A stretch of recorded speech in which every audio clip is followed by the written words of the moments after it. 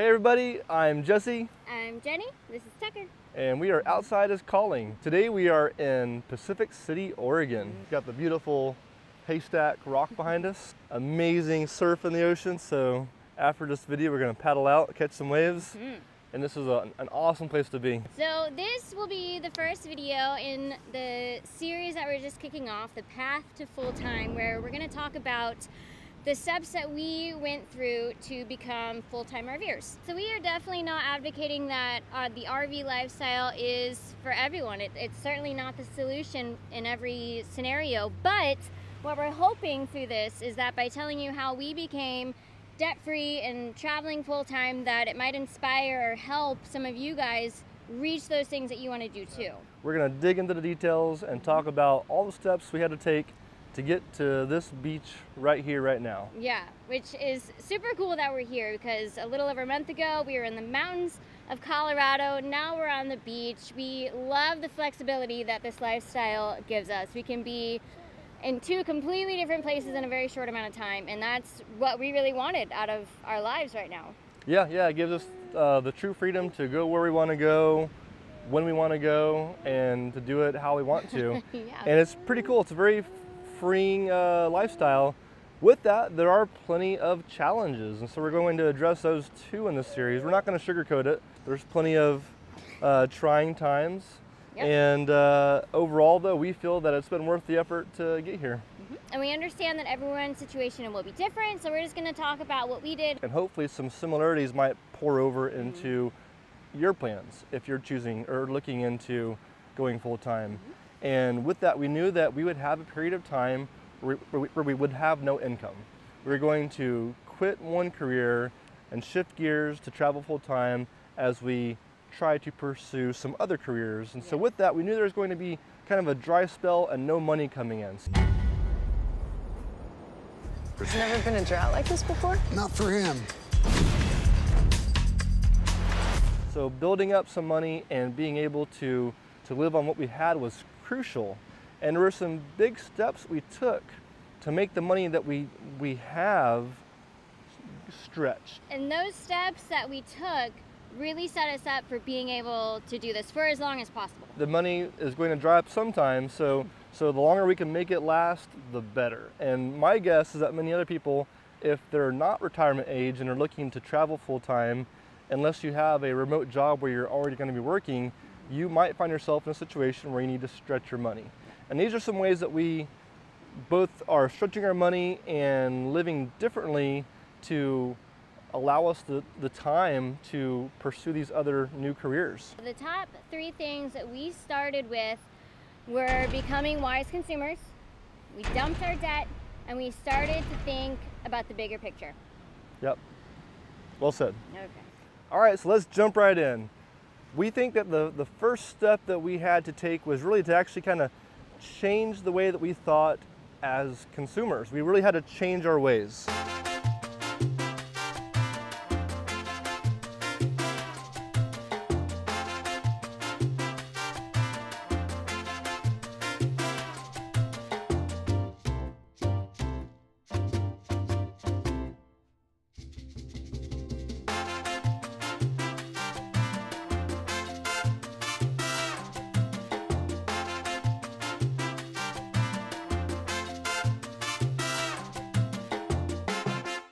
Having a job and relatively steady pay, you can make bad decisions, and as long as you have more money coming in, you don't really feel the cost of those bad decisions. And by bad decisions, I mean like buying something you shouldn't have. You know, those impulse buys. Yeah. Like I saw a new camera at the camera shop and I went and bought it. Or not even big things like that, the little things, right? Like buying a whole new set of towels. I don't know how many times I do that. I have this thing, I like buying new towels, but I didn't need them. Weird little impulse buys that you can do frequently without really feeling the effect of those purchases. Good point. It doesn't have to be big items. It can be, in fact, it's probably more detrimental to the small items that add up. Going out to dinner multiple times a week, right? Like you have to eat, so that's not really a cost that you think about, but that really adds up. We love going out to dinner too. I love going out to dinner. That's a hard one for us. Yeah. We try to moderate it. But for those materialistic things, years ago we heard a quote from Eustace Conway. He's super cool. If you've ever seen him on that show Mountain Men, I think it was. Yeah, it was an American History whatever channel, but yeah, we actually went, a little side note, years back, Jenny and I went and spent a week up in the Carolina mountains at Eustace Conway's like mountain man retreat, and we learned how to do all kinds of cool stuff, all kinds of old school stuff. We got a lot of wisdom from Eustace and the people there, and he had that great quote, and it's a very catchy thing, and it stuck with us. Yeah, it's something that would really come up when we started to make those impulse buys and whatnot. It'd be this little voice in the back of our head. Do you want to say the quote? It's use it up, wear it out, make it do or do without. And that can be applied to just about anything in our lives, right? Like those towels.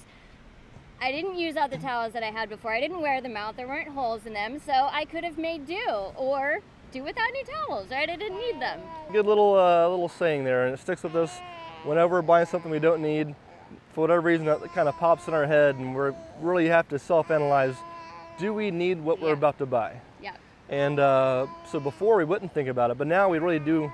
I think also having an RV in a small space makes it that much easier to think about it. I would say that quote had far more impact on us before we went in the RV and we were still in a sticks and bricks house, right? Because you have the space, you have the time, you have the money to buy those things that you don't necessarily need. But that little quote, you know, it kind of stop us and make us think, no, we probably really don't need that. Puppy dog. Big doggy. That doggy. All right, ready? Yep. Okay. Another thing that we've done that has kind of like changed our gears, we love new things like anybody else, but we don't always need new things. And so buying used gear has actually been a great way to, I think especially for our hobbies and our toys, like kite surfing or mountain biking and just some of the sports we do. They're expensive items to purchase, but by buying them used, you can get them very cheap. They might have a few scratches or dings, but they work just fine if you shop around. That's a great way where we kind of started to shift gears and save money and to not spend as much. Also with this thrifty way of thinking, we found that you have to really balance it. You don't want to go to a store to go shopping because there's a sale just for the sake of getting good deals. But if there's something that we would need, we would try to time it when it went on sale. A great example, REI is this outdoor store, and they have what's called a garage sale every couple or few months, and they sell all kinds of pretty minimally used gear. It's stuff people have returned. Yeah, it's gear and items that people have returned, so a ton of people go. There's usually a very long line, but we would try to be strategic and we would think of any of those expensive type items that we needed, like a new winter coat or any outdoor gear, and we would go there and we would purposefully look for the things that we needed, not just, you know, good deals of stuff that we didn't need, which was really hard to do. But yeah, we'd go and we'd buy the used gear because we knew it was quality products and we needed it. The next big thing we did was to dump debt.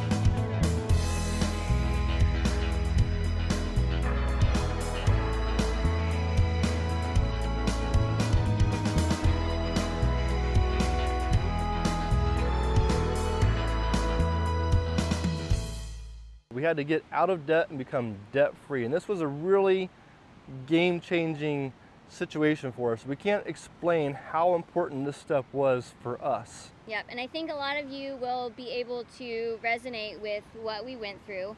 and hopefully this will help. We became full-timers in 2017, but we started the process to become debt-free back in 2013. Some people learn by reading and some people learn the hard way. And this is one of those cases where I learned the hard way. This is before I knew Jenny.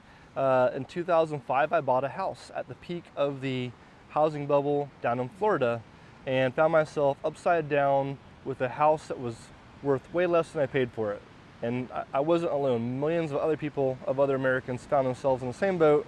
Hopefully, they all, like me, learned a valuable lesson just how powerful debt is. It was tough. It was very tough.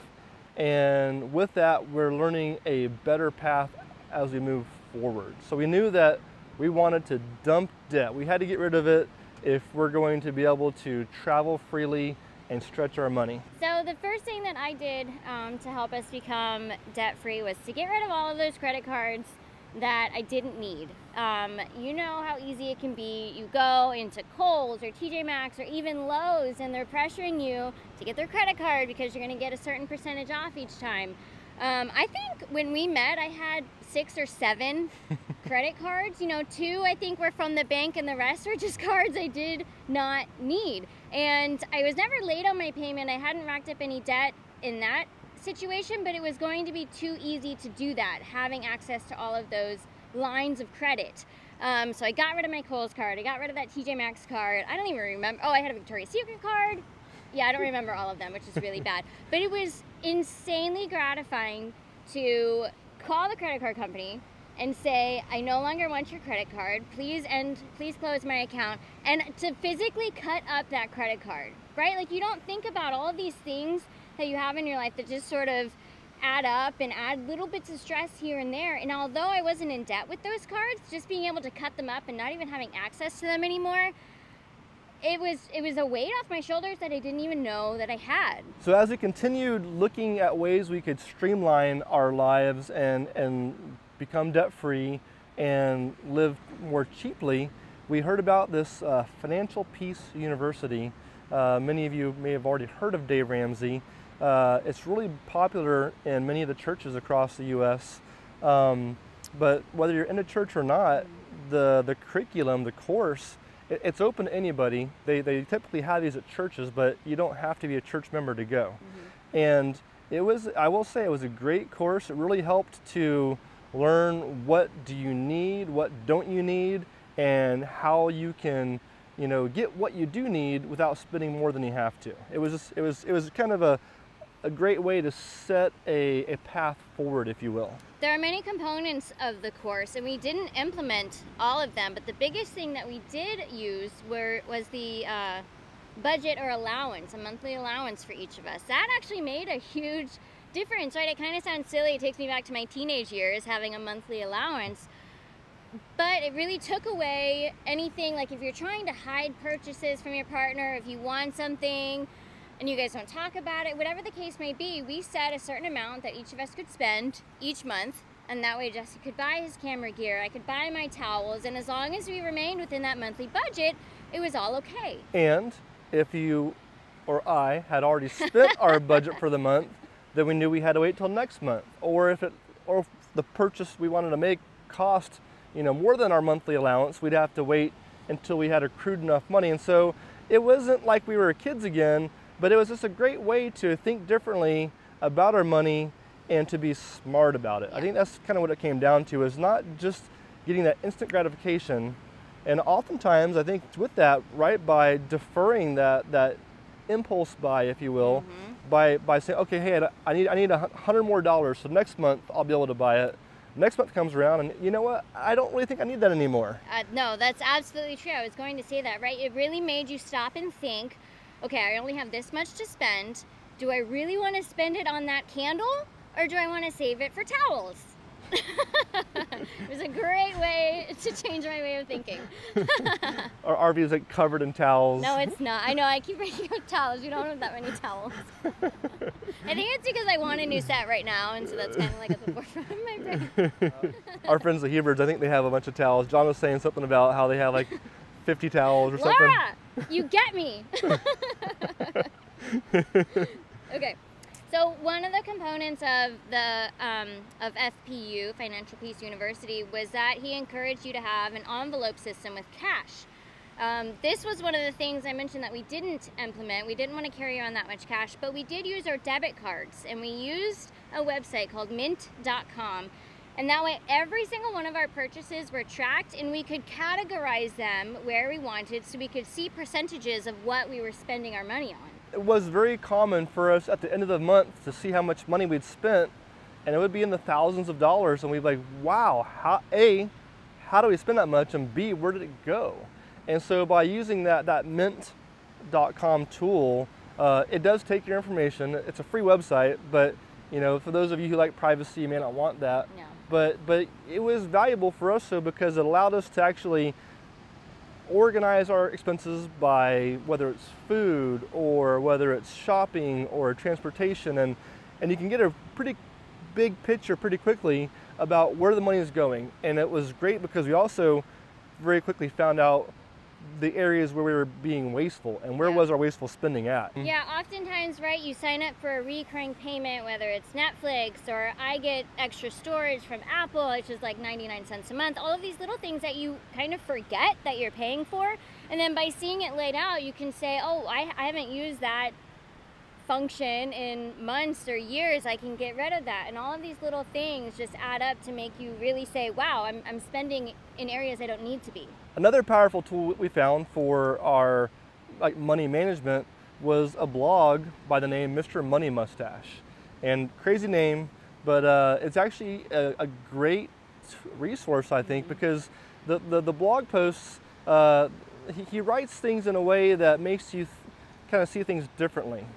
And it really makes you think differently about how you spend your money. So as we mentioned, we started the process to become completely debt-free at the beginning of 2013. At the end of 2014, we walked into Chase Bank, we paid off the last little bit that we owed on my car, and at that point we've been debt-free, completely debt-free, aside from the house, aside from the mortgage that we had while we lived on the border of Oregon and Washington.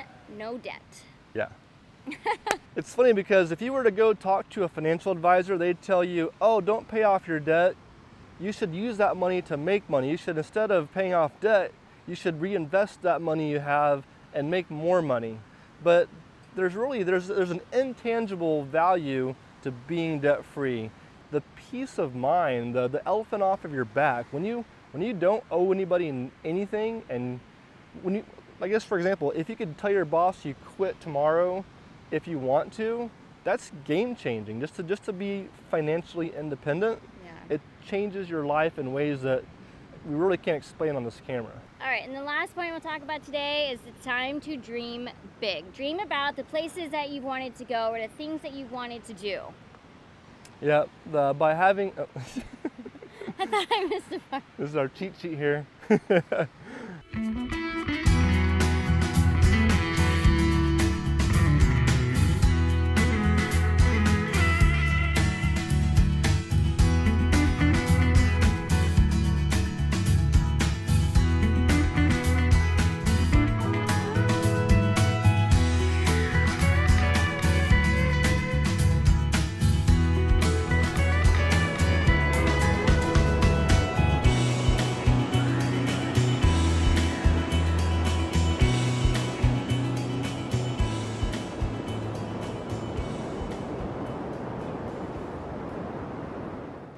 All right, so it's time to be a kid again. It's time to dream about all those places you've wanted to go to and those things you've been wanting to do, but you put those off because you had to do adult things. Well, it's time to start dreaming and think about what is it you want to do, right? Yeah. We're not gonna live forever, so start thinking about things that you can do now, and it will really help motivate and propel you over the next several steps that it will take to become a full-time traveler or whatever version of it that you're after. Yeah. We knew we wanted to be out here surfing. We want to surf all around the world, and by having that in our minds, it helped us to keep our eye on the prize. Yeah, it's so encouraging to say, hey, I want to go to this place and I figured out how to do it. I just need to work to get there. So another thing we did, we bought this big, massive whiteboard. You can buy them at Lowe's for like 15 bucks. It's just like the size of a sheet of plywood, 8 feet by 4 feet. And I screwed it to the wall. And it was a massive dry erase board where we could actually write down our plans, our goals, and we had this massive timeline so we could have everything we wanted to do all on one sheet. It was in our living room, so every day we saw this, and it really helped us to kind of keep our eyes on the prize, because it's really easy to get caught in the details and to lose track of where you're trying to get. Time to start manifesting. Manifest the shit out of that goal. God.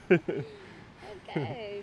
So on our whiteboard, as Jesse said, we put down everything. We didn't get caught up in the details. Everywhere we wanted to go, everything we wanted to do got put on that whiteboard, regardless of how extravagant or ridiculous it sounded at the time, because it helped us maintain our focus on the goal of doing those things. By not getting caught up in the details, we just put everything, all of our thoughts down on the board, and then later on, we were able to start crossing off things we didn't really want to do that bad, or prioritizing things we wanted to do more. Yeah. So put everything down on a list, and then you can organize it. So also on the whiteboard, I guess like the lower half, we had all the steps we needed to take to get to the point where we could be a full-time traveler. And so we had all these things to do. We had to find out about health insurance on the road. We had to find out about where we're going to have our domicile and our driver's licenses or vehicle licenses. And so all these details. It's important, again, though, just right now we're just putting it on the board.